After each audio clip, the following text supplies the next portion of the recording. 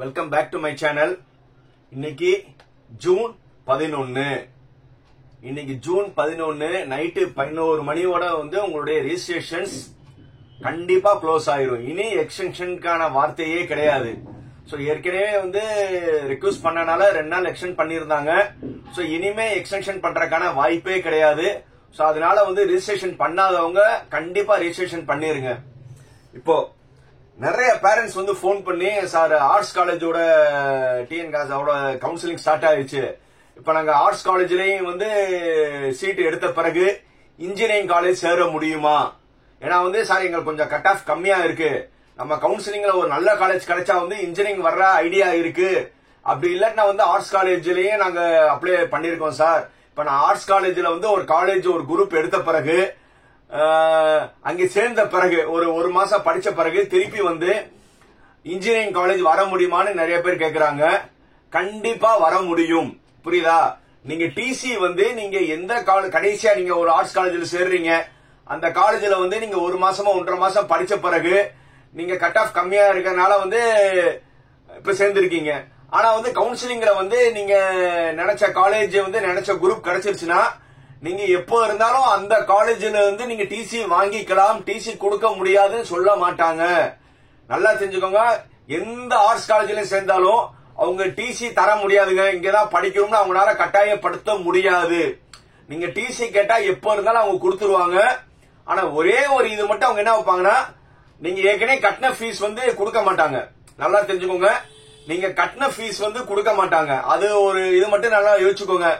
But college ஆரம்பிக்கிறதுக்கு முன்னாடி, sir இப்போ இப்போ ஒரு ஆர்ட்ஸ் காலேஜ்ல நான் காசு பே பண்ணிருக்கேன் சார், இன்னும் காலேஜ் ஸ்டார்ட் ஆகல, இப்போ நான் அந்த காலேஜ்ல நான் திருப்பி ரீஃபண்ட் வாங்க மச்சா, இப்போ அவங்க ரிட்டர்ன் கொடுத்துருவாங்க. காலேஜ் ஆரம்பிக்காத வரை அவங்க பழைய டிசி கொடுத்துருவாங்க, உங்க பேமெண்ட் கொடுத்துருவாங்க. இன் கேஸ் காலேஜ் ஆரம்பிச்சிருச்சுன்னா ஒரு நாள் காலேஜ் ரன் ஆனாலும் அவங்களுடைய டிசி தான் கொடுப்பாங்க. அதை பத்தி நீங்க ஒரி பண்ண தேவையே இல்லை. அங்க போய் சண்டை போட்டு நான் +2 கொடுத்த டிசி கொடுங்கன்னு சண்டை போன அவசியம் கிடையாது.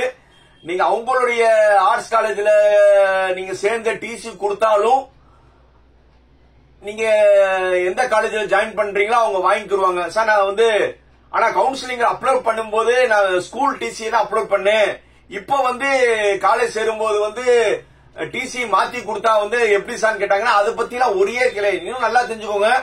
இப்ப டிஎன்ஏ கவுன்சிலிங் பாத்தீங்கன்னா டிசி ஆப்ஷனல் தான். டிசி மேண்டேட்டரி கிடையாது. நீங்க பாதி பேர் டிசி ஏத்திருப்பாங்க, ஏத்திருக்க மாட்டாங்க. டிசி ஆப்ஷனல் தான், இட்ஸ் நாட் ஏ மேண்டேட்டரி கிடையாது. சோ அதனால நீங்க அதை பத்தி ஒரி பண்ண அவசியமே கிடையாது. இப்போதைக்கு கொஞ்சம் பயம் இருக்கிறவங்க, எனக்கு கவுன்சிலிங் நல்ல காலேஜ் நல்ல சீட் இன்ஜினியரிங்ல கிடைக்காது நினைக்கிறவங்க தைரியமா ஆர்ட்ஸ் காலேஜ் சேருங்க.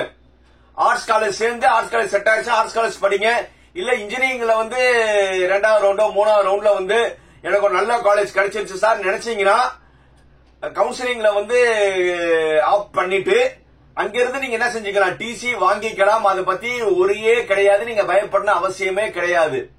அது போக வேற என்ன நிறைய கேக்குறாங்கன்னா, சார் நான் ஃபர்ஸ்ட் கிராஜுவேட் சர்டிபிகேட் நோன் கொடுத்துட்டேன், ஆனா இப்ப நான் ஃபர்ஸ்ட் கிராஜுவேட் இருக்காங்கன்னா மீன் டைம் நீங்க டிஎஃப்சி சென்டர்ல போய் ஒரு ரிக்வெஸ்ட் லெட்டர் உங்க ஆதார் எஃப்ஜிஓ ஒரிஜினலோட போனீங்கன்னா நீங்க டிஎஃப்சி சென்டர்ல மாத்திக்கலாம். அவங்க அந்த லோன் இதை எஸ் மாத்திடுவாங்க. நீங்க எஃப்ஜி அப்லோட் பண்ணிக்கலாம்.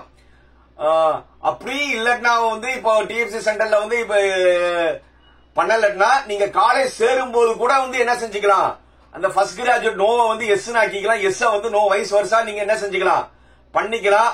அந்த ஃபர்ஸ்ட் கிராஜுவேட் பத்தி நீங்க ஒரி பண்ண அவசியம் கிடையாது. அதே மாதிரி PMS SC ST conversion PMS scholarship வாங்குறவங்க கண்டிப்பா இன்கம் சர்டிபிகேட் அப்லோட் பண்ணியே ஆகணும். ஏன்னா இன்கம் சர்டிபிகேட் இருந்தாதான் உங்களுக்கு பிஎம்எஸ் ஸ்காலர்ஷிப் கிடைக்கும். ரைட். அதே மாதிரி இன் கேஸ் கம்யூனிட்டி சர்டிபிகேட் ஏத்தாதவங்க நல்லா தெரிஞ்சுக்கோங்க. இந்த பாயிண்ட் ரொம்ப ரொம்ப முக்கியம். இப்ப கம்யூனிட்டி சர்டிபிகேட்ல நீங்க கம்யூனிட்டியை மாத்தி போட்டுட்டீங்க, இல்ல ஏதாவது டிஸ்பியூட் நீங்க ஏத்தல, இந்த மாதிரி இருந்துச்சுன்னா சர்டிபிகேட் வெரிஃபிகேஷன் நேரத்துல உங்களுக்கு கால் பண்ணுவாங்க. உங்க கால் பண்ண நேரத்துல நீங்க ஒழுங்கா ரெஸ்பான்ஸ் பண்ணல அப்படின்னா ஆட்டோமேட்டிக்கா உங்க கம்யூனிட்டியை ஓசிக்கு மாத்திடுவாங்க. நல்லா தெரிஞ்சுக்கோங்க. உங்க கம்யூனிட்டியை ஓசிக்கு கொண்டு மாத்திடுவாங்க. அதனால வந்து சர்டிபிகேட் வெரிஃபிகேஷன் சார் நீங்க வெரிஃபைடு டிக் ஆனாலும் நீங்க அங்க லாகின் பண்ணி உள்ள போனவனே உங்க name, community, random number, rank எல்லாமே வரும். அந்த இடத்துல உங்க கம்யூனிட்டியில வந்து உங்களுடைய அப்ராப்ரியேட் கம்யூனிட்டி, இப்ப பிசினா பிசி, எம்பிசினா MBC, BCM, SC, SCA, ST இந்த மாதிரி எல்லாம் இருக்கான்னு பாத்துக்கோங்க. இல்லட்டா வந்து அந்த இடத்துல ஓசின்னு இருக்கும். சார் அதை நான் பார்க்காம விட்டுட்டேன். அப்புறம் கவுன்சிலிங் நேரத்துல போனீங்கன்னா ரேங்க்லாம் வந்து அதுக்கப்புறம் பண்ணிட்டாங்கன்னா ரொம்ப அவங்களுக்கும் சிரமம், உங்களுக்கும் மன உளைச்சல்.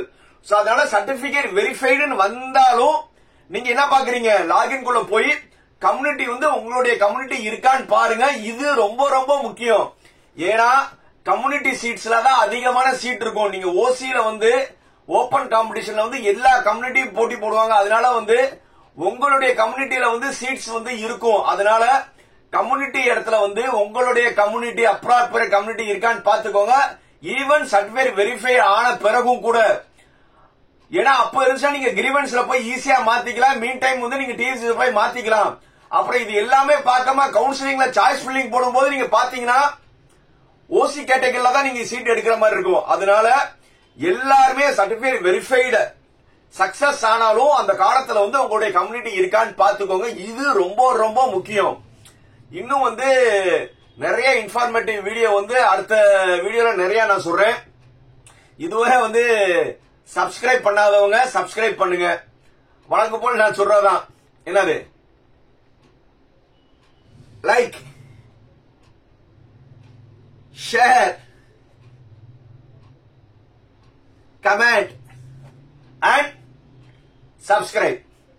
மீண்டும் அடுத்த வீடியோ சந்திக்கும் வரை பாய் பாய்.